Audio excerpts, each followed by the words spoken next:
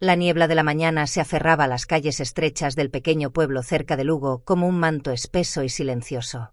Las montañas alrededor, cubiertas de pinos oscuros y humedad eterna, se levantaban como gigantes mudos observando todo. Galicia amanecía fría. Pero aquel día la temperatura no era lo único que calaba en los huesos. Había algo más, algo que viajaba en murmullos cortos y miradas afiladas. El rumor. Frente a la única tienda de ultramarinos del pueblo, un grupo de mujeres se apretaba bajo el toldo metálico para resguardarse del rocío helado. Llevaban los brazos cruzados, bufandas gruesas y ese gesto tenso que aparecía siempre que había tema. Cada frase salía entre susurros, pero lo suficientemente fuerte como para que cualquiera que pasara pudiera escucharlo. Dicen que Ricardo se ha marchado definitivamente, susurró una de ellas, moviendo la cabeza con un gesto de decepción falsa pero satisfacción evidente. ¿Y qué esperaba?, respondió otra, frunciendo los labios. Después de lo que hizo Elena por él. Vergüenza debería darle. Los hombres, apoyados junto al viejo poste de luz, hacían ver que no oían nada. Pero sus botas golpeaban el suelo húmedo con impaciencia. Y sus ojos se desviaban una y otra vez hacia el corro de mujeres. En un pueblo tan pequeño.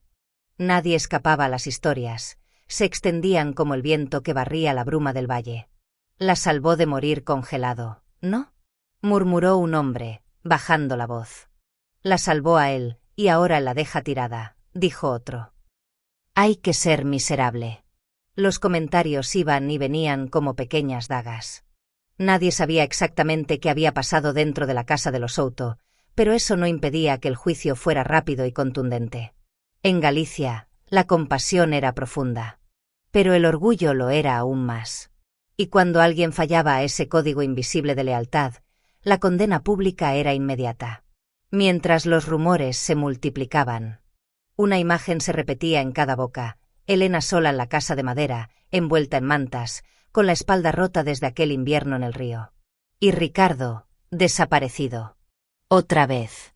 El silencio parecía resonar más fuerte que las voces. Y fue en ese silencio, en ese vacío helado, donde la historia retrocedió 3 años. Hacia la madrugada que lo cambió todo. Porque antes de las miradas duras, antes de los susurros ácidos del pueblo, había habido una noche, la noche en que el hielo se abrió bajo sus pies. 3 inviernos atrás, Galicia había vivido una de sus noches más frías. La humedad típica de la región, esa que se filtraba en los huesos incluso en días templados. Se había mezclado con un viento cortante que descendía desde los montes de Lugo como si arrastrara consigo todo el invierno del norte. El río que cruzaba el valle llevaba días mostrando señales de congelarse, su superficie cubierta por una capa de hielo irregular que crujía como un animal inquieto. Fue en esa noche temeraria cuando Ricardo Souto, después de una cena con vecinos en un pajar del otro lado del valle, decidió tomar un atajo hacia casa. Había bebido demasiado, más de lo que su equilibrio permitía en una noche sin luna. Su figura tambaleante avanzó hacia el río, ignorando las advertencias del clima y la traición del hielo gallego.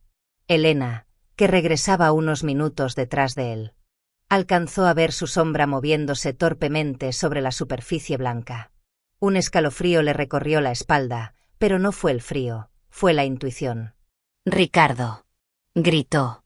Pero el viento apagó su voz antes de llegar a él. Un segundo después, un estruendo seco cortó la noche. El hielo cedió bajo los pies de Ricardo como si se abriera una boca negra hambrienta, tragándoselo de golpe. El grito ahogado del hombre se mezcló con el chasquido del agua helada. Elena corrió sin pensar. El aire frío le mordía la piel. Las botas se hundían en la nieve espesa, pero nada la detuvo. No dudó. No calculó. Simplemente se lanzó hacia él. El hielo vibró bajo su peso, pero ella avanzó, aferrándose a cada fragmento firme. Ricardo pataleaba en el agua oscura, su voz quebrada por el pánico. «Ayúdame. Elena, por favor». Ella se tendió sobre el hielo para distribuir el peso, estiró el brazo y con un último impulso, consiguió agarrarlo por la chaqueta. Tiró con todas sus fuerzas, sintiendo como el frío comenzaba a clavarse en sus manos y en los brazos. Centímetro a centímetro lo arrastró hacia el borde. Pero justo cuando consiguió empujarlo hacia la parte más estable del hielo, un bloque grande se desprendió bajo ella. El hielo se quebró como cristal. Y la placa que la sostenía cayó, atrapando su parte baja contra un filo brutal. Un dolor agudo, desgarrador, subió por su espalda como un rayo helado. Ricardo logró reptar hacia tierra firme, pero Elena quedó inmóvil, atrapada, incapaz de moverse mientras el frío le robaba el aliento. Los vecinos acudieron minutos después, alertados por el ruido. Tardaron en liberarla, sus manos temblando por el miedo y la temperatura. Cuando por fin la sacaron del hielo, ya no sentía las piernas. Ese fue el inicio de todo. Desde aquella noche, Elena Souto perdió no solo la estabilidad de su cuerpo, sino parte de su vida tal como la conocía. Entre diagnósticos, dolor persistente y días enteros sin poder levantarse, comenzó su batalla silenciosa contra una espalda que ya no respondía y contra un destino que nunca había pedido. Al principio, después del accidente, Ricardo parecía otro hombre. Pasaba las mañanas preparando infusiones para el dolor de Elena, las tardes sentado junto a su cama en silencio. Y algunas noches incluso dormía en la butaca del salón por si ella lo necesitaba. Pero aquel cuidado nunca fue amor, era cansancio, culpa, obligación. Y como todo lo que nace sin raíces, no tardó en marchitarse. Los inviernos de Galicia eran largos, húmedos, y la vida en la casa de madera exigía esfuerzo constante. Ricardo, acostumbrado a sentirse fuerte y libre, empezó a agobiarse.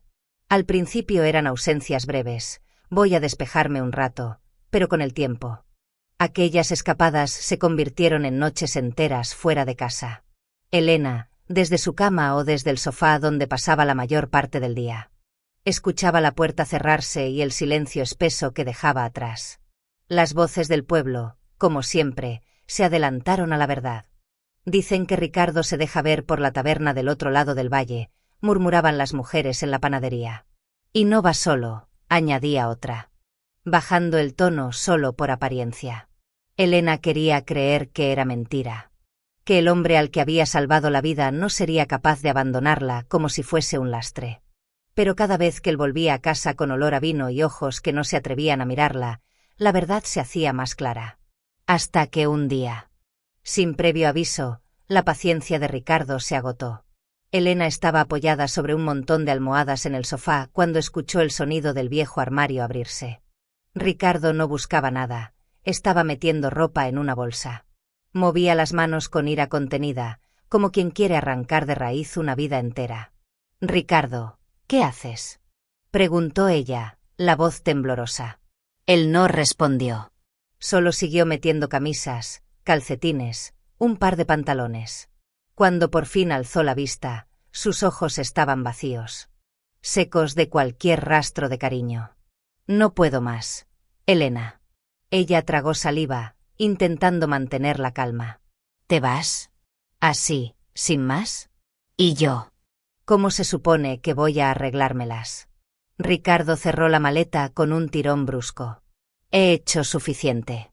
Llevo años viendo cómo te apagas, cómo te conviertes en una sombra. Yo aún soy joven. Necesito una mujer normal. Una mujer que pueda caminar a mi lado. ¿Lo entiendes? No puedo vivir en una prisión». La palabra normal cayó como un golpe seco. Elena sintió como algo se quebraba dentro de ella, pero no permitió que ninguna lágrima la traicionara. Ricardo sacó su cartera. Tiró unos cuantos billetes arrugados sobre la mesa. «Es todo lo que tengo encima. No te servirá de mucho. Tampoco puedes ir a comprar nada. Después». Sin un gesto de despedida, se echó la bolsa al hombro, abrió la puerta y salió. No miró atrás. No dudó. No sintió. Elena, con las manos aferradas a la manta para no desmoronarse, mantuvo los ojos secos hasta que el silencio volvió a tragarse la casa. Solo entonces permitió que el dolor la atravesara, pero no frente a él. Nunca frente a él. La casa de madera crujió cuando cayó la noche, como si también sintiera la ausencia de Ricardo. El viento que descendía desde los montes de Lugo se colaba por las rendijas de las ventanas antiguas, arrastrando consigo un murmullo helado que hacía vibrar las paredes. Afuera, la humedad típica de Galicia cubría todo con una neblina espesa. y cada ráfaga parecía recordarle a Elena que estaba sola. Completamente sola.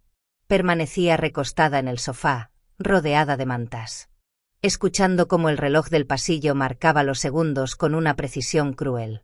No había pasos, no había voces, ni siquiera el ruido de una radio de fondo. Solo el silbido del viento y el latido irregular de su propio miedo. Cuando el cielo se oscureció del todo y la chimenea empezó a extinguirse, un golpe seco retumbó en la puerta principal. Elena se sobresaltó. Su corazón dio un salto doloroso en el pecho.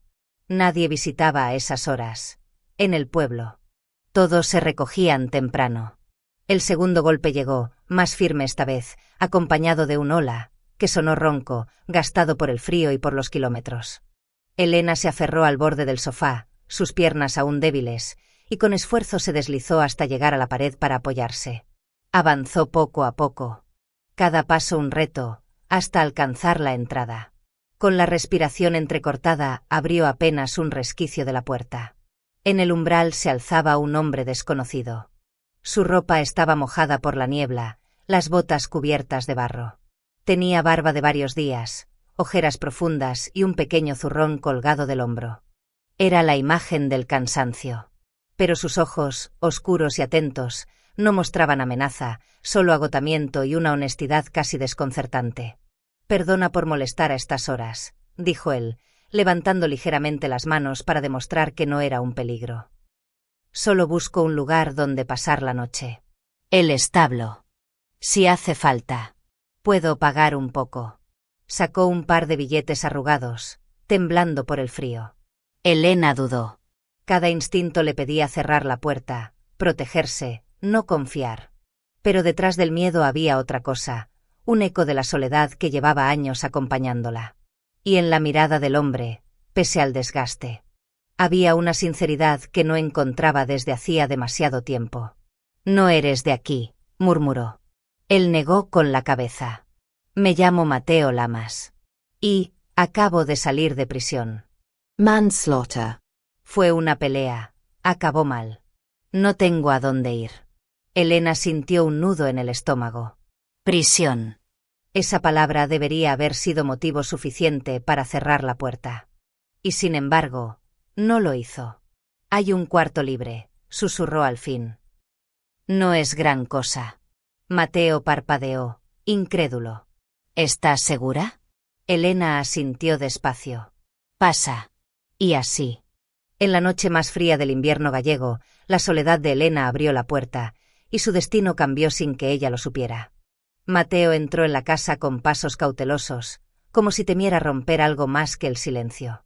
Dejó su pequeño zurrón en el suelo. Se quitó la chaqueta húmeda y miró alrededor con una mezcla de respeto y agradecimiento.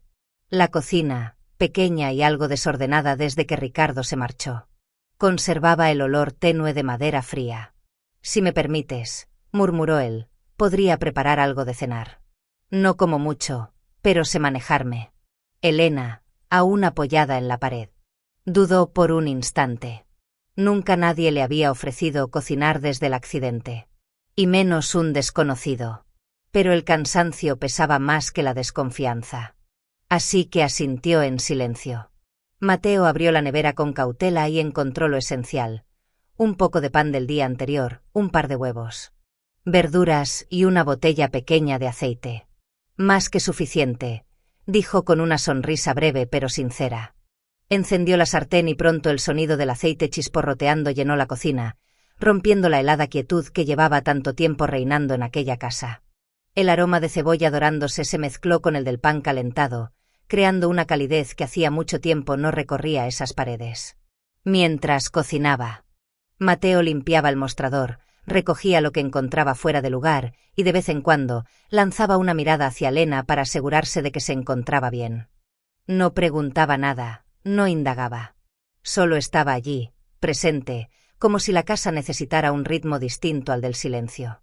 Cuando terminó, buscó dónde dejarle el plato. Pero los movimientos limitados de Elena complicaban cualquier superficie. Entonces tomó una decisión espontánea. Agarró la tabla de cortar madera. La colocó sobre sus piernas a modo de bandeja y después puso con cuidado el plato encima. Así será más fácil, dijo con naturalidad. Elena sintió un nudo inesperado en la garganta. Ricardo jamás había tenido un gesto tan simple, tan atento, tan humano. Gracias, susurró, la voz quebrada. Comieron en silencio. Pero no era un silencio pesado. Era uno tierno, sereno, casi reparador. Afuera, el viento seguía azotando las paredes, pero dentro de la casa había una calidez nueva. Tenue pero real. Mateo terminó primero y se levantó sin hacer ruido para fregar los platos. Después barrió el suelo, ajustó una bisagra que chirriaba y revisó la estufa. Como si arreglar pequeñas cosas fuera su manera de pagar el techo que esa noche lo cobijaba. Elena lo observaba, sorprendida por la facilidad con la que aquel hombre, marcado por un pasado oscuro, encajaba en un espacio que hacía tiempo se había vuelto hostil. Aquella noche no cambió todo, pero sí cambió algo. Y en los días siguientes, ese algo comenzó a tomar forma. San Homsau, que la niebla aún se deslizaba entre los castaños que rodeaban la aldea. Mateo salió temprano del caserío con las manos en los bolsillos y la mirada firme. No quería abusar de la hospitalidad de Elena, necesitaba trabajar, ganarse el pan. Ganarse el derecho a quedarse allí aunque fuese por unos días. Caminó hasta la carretera principal, donde pasaba el único autobús que llevaba a la pequeña ciudad de Lugo. En Lugo, preguntó en bares, en talleres, en almacenes de materiales. Su acento rural y su ropa gastada llamaban la atención, y cuando mencionaba que acababa de salir de prisión. Muchos dudaban, otros negaban con la cabeza con una mezcla de miedo y desconfianza. Pero Mateo insistió. Finalmente, un contratista que estaba reparando tejados tras un temporal lo miró de arriba abajo y dijo: ¿Sabes cargar vigas? Sé trabajar, respondió él. Entonces mañana, a primera hora. Aquí. El trabajo era duro, levantar tablones pesados, mezclar cemento en cubetas heladas, subir y bajar escaleras bajo el viento húmedo de Galicia.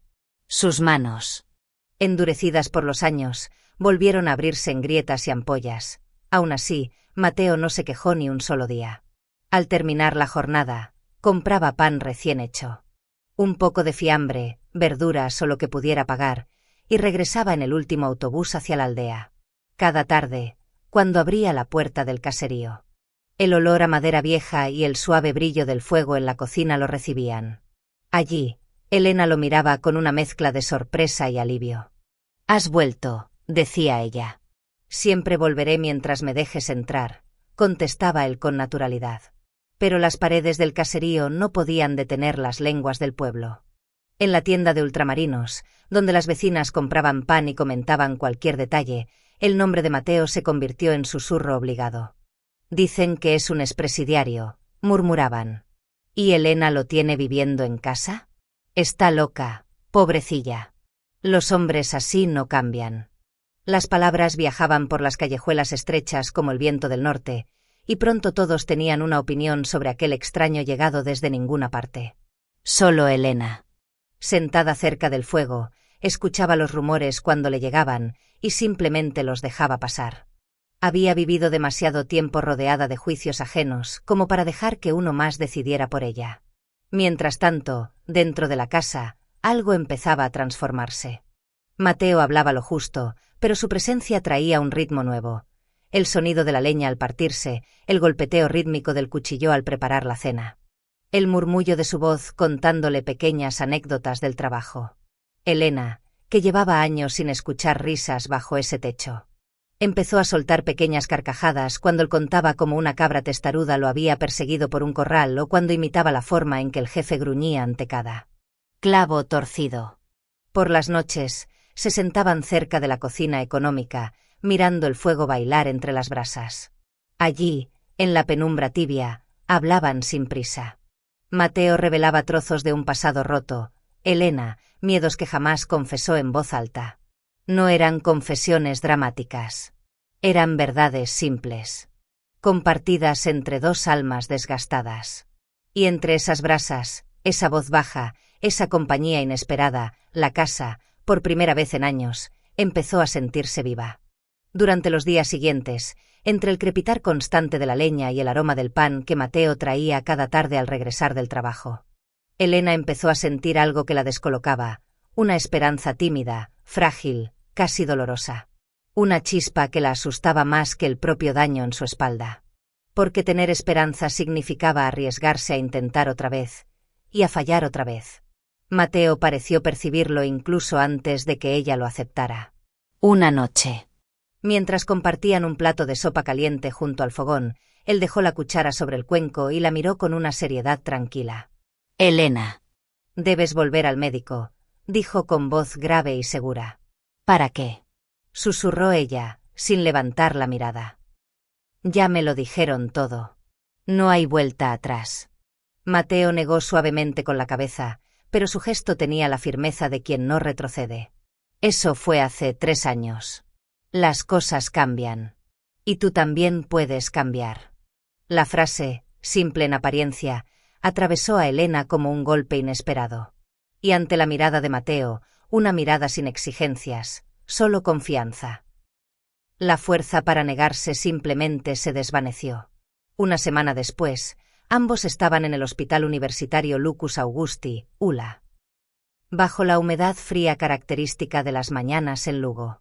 Los pasillos amplios, blancos y silenciosos, parecían interminables. Elena esperaba sentada, con las manos fuertemente entrelazadas. Mateo, de pie a su lado, no dijo palabra, pero su presencia bastaba para sostenerla. El doctor Ramón Lema, de cabello entrecano y voz pausada, revisó sus registros antiguos. Frunció el ceño al leer las notas del equipo médico anterior. Señora Souto, comenzó con calma.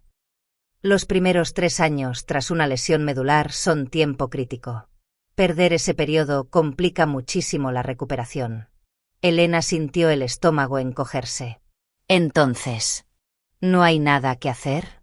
El doctor negó despacio. Dije que sería difícil, no imposible. Pero necesitará disciplina absoluta, y a alguien que no le permita rendirse. Mateo intervino sin un segundo de duda. Para eso estoy yo, doctor. Días después, en la habitación vacía al fondo del pasillo del caserío. Mateo empezó a construir el aparato de rehabilitación siguiendo las indicaciones del médico. 2 barras paralelas de madera robusta. Refuerzos laterales y soportes metálicos fijados con clavos y alambre. Para Elena, aquel armazón parecía más un instrumento de tortura que una vía hacia la vida que había perdido. La primera sesión fue un muro. Elena se aferró a las barras, sus manos temblaban. Cuando intentó incorporarse, un rayo de dolor abrasador le atravesó la espalda y se desplomó. jadeando. No puedo, Mateo, gimió, con la voz quebrada. Él la sostuvo con firmeza, sin dramatismo, sin lástima, solo convicción. El dolor significa que tu cuerpo sigue vivo. No te está venciendo. Tú puedes más que esto. Los días que siguieron se convirtieron en una batalla diaria. Elena lloró, gritó. Algunas veces quedó tirada en el suelo frío sin fuerzas para levantarse. Pero Mateo jamás se apartó. Y cuando ella susurraba que ya no podía más, él repetía, con una certeza que no admitía sombra de duda, si duele, es que sigues aquí. No abandones ahora. Una mañana. Después de semanas de lucha constante entre el dolor y la determinación. La luz tenue de Galicia entró por la ventana y cayó sobre el marco de rehabilitación como una invitación silenciosa. Sin que Mateo tuviera que decir nada, Elena se acercó. Tomó aire y apoyó las manos en las barras de madera. Sus dedos temblaban, pero en sus ojos había una firmeza nueva. Mateo permaneció detrás de ella, sin tocarla, pero lo suficientemente cerca para sostenerla si desfallecía. Cuando tú quieras, murmuró él. Elena apretó las mandíbulas y tiró de las barras. La punzada habitual le atravesó la espalda, aguda y corta, pero esta vez no retrocedió. Reunió toda la fuerza que le quedaba y trasladó el peso hacia su pierna derecha. El dolor subió como una llamarada, y aún así logró dar un paso. Un paso corto, inseguro, pero completo. Por un instante, el mundo pareció detenerse. Mateo dejó escapar una risa baja, cálida, sorprendida, como si la alegría se hubiera escapado antes de que pudiera contenerla. Elena lo miró, incrédula. Y de pronto una sonrisa temblorosa apareció en su rostro. Era la primera vez, en 3 largos años, que sonreía así, con vida, con vértigo, con futuro. Lo lograste, susurró Mateo, la voz tomada por la emoción. Los meses siguientes avanzaron con la misma lentitud natural con la que Galicia pasa del invierno húmedo a la primavera suave. Y con cada cambio de estación, Elena avanzaba un poco más. De un paso pasó a 3. Después, a caminar distancias cortas por la sala. Y una tarde, cuando la lluvia fina dejó el aire impregnado de olor a tierra mojada, logró sujetarse del pasamanos y salir al porche. Era la primera vez, desde el accidente, que sentía el viento frío de Galicia directamente sobre su piel. Ya no desde una ventana cerrada, sino allí de pie, presente, viva. Mateo se quedó unos pasos atrás, sin interrumpir aquel instante que pertenecía solo a ella. Entre ambos no hubo palabras, apenas una mirada que lo decía todo. Estaban reconstruyendo lo que la vida había roto. El cambio no tardó en llegar a oídos del pueblo. Los vecinos, que antes murmuraban entre desconfianza y lástima, ahora se detenían en mitad del camino cuando veían a Elena caminar por el jardín, apoyándose suavemente en la barandilla. ¿La viste? Es Elena Souto, caminando. ¿Quién lo diría? El escepticismo se transformó en asombro, y luego en un respeto silencioso. Elena ya no temía los juicios. Cada paso que daba llevaba consigo un trozo de su vida recuperada. Y cada noche, cuando ella y Mateo se sentaban junto al fuego, el silencio entre los dos era tan cálido que parecía llenar toda la casa. El invierno volvió a caer sobre Galicia con la misma crudeza de siempre, viento que cortaba la piel. Lluvia helada golpeando los tejados y un gris espeso que parecía devorar los montes. En una tarde particularmente fría, un autobús viejo se detuvo en el borde de la aldea. De él bajó un hombre encorvado, demacrado, con la barba descuidada y los ojos hundidos. Ricardo Souto. Habían pasado 3 años desde que abandonó a Elena. 3 años de correr detrás de una vida que creyó mejor. Su nueva amante, una mujer más joven que él, lo había exprimido hasta la última moneda. Primero fueron regalos. Después cenas, luego viajes cortos a Coruña y Santiago. Cuando el dinero empezó a escasear, su cariño también desapareció. Lo dejó sin un céntimo, con deudas y una sensación amarga de haber sido utilizado. Y ahora, cuando la niebla cubría los prados como un sudario, Ricardo volvía con la esperanza arrogante de siempre. Elena seguirá donde la dejé. Débil. Dependiente. Dispuesta a necesitarme. Pero cuando subió por el camino de tierra hacia el caserío, algo lo detuvo en seco. La casa no era la que había abandonado. El tejado estaba reparado. La baranda nueva, las ventanas limpias, la cerca pintada recientemente. Un mal presentimiento le recorrió la espalda. Se armó de valor y llamó a la puerta. La luz cálida del interior se derramó sobre el porche, y Elena apareció. De pie. Segura. Con el rostro lleno de vida y el cabello recogido con sencillez. Ni rastro de la mujer quebrada que él había dejado atrás. Ricardo abrió la boca, incapaz de reaccionar. Tú, estás, de pie. Elena sostuvo su mirada con una serenidad que a él le resultó insoportable. Sí. Estoy de pie, Ricardo. Para Ricardo, fue una bofetada. Su mente se llenó de imágenes de control que ya no existían. No pudo pronunciar más palabras. El orgullo, lo único que le quedaba, lo empujó a marcharse sin despedirse. Solo pasaron 2 días antes de que regresara, empujado por la codicia y la desesperación.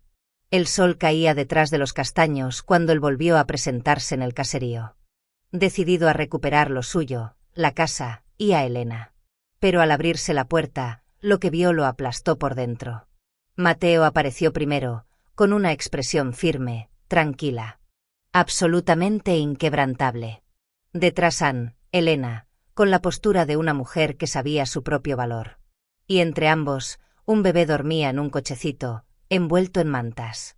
Ricardo sintió cómo la sangre le abandonaba el rostro. ¿Qué es esto? Elena, dime que no. Mateo dio un paso adelante, su sombra proyectándose larga sobre la nieve. Ella es mi esposa, dijo con voz baja pero contundente. Y este es nuestro hogar. Nuestra familia. Tú no perteneces aquí. No vuelvas más. Ricardo miró a Elena, buscando desesperadamente un resquicio, una duda, un rastro de la mujer que solía necesitarlo. Pero lo único que encontró fue firmeza y libertad. Retrocedió tambaleándose. Nadie lo retuvo. Nadie lo llamó. La humillación lo envolvió como el viento helado mientras descendía por el camino de tierra, cada paso más pesado que el anterior. En el silencio de la aldea, Ricardo Souto dejó atrás lo último que había perdido, la ilusión de que alguien, en algún lugar, todavía lo esperaba. Con el paso del invierno a la primavera, la transformación de Elena se convirtió en algo imposible de ignorar. La noticia ya no corría como un rumor, sino como un hecho que despertaba orgullo en la aldea. Muchos habían visto a Elena Souto hundirse en la oscuridad, atrapada por el dolor físico y el abandono. Verla ahora caminar con paso firme, con la mirada clara y la espalda erguida, era para todos un recordatorio silencioso de que la vida podía renacer incluso después de haber sido reducida a cenizas. Los vecinos comenzaron a acercarse al caserío con un respeto que antes no habían mostrado. Algunos llegaban con pan recién hecho, otros, con verduras de sus huertos. Incluso quienes habían desconfiado de Mateo al principio, ahora lo saludaban con un asentimiento sincero. Habían visto cómo trabajaba, cómo cuidaba a Elena y cómo había devuelto la vida a aquella casa que antes parecía sombría. Cuando anunciaron su boda, nadie se sorprendió.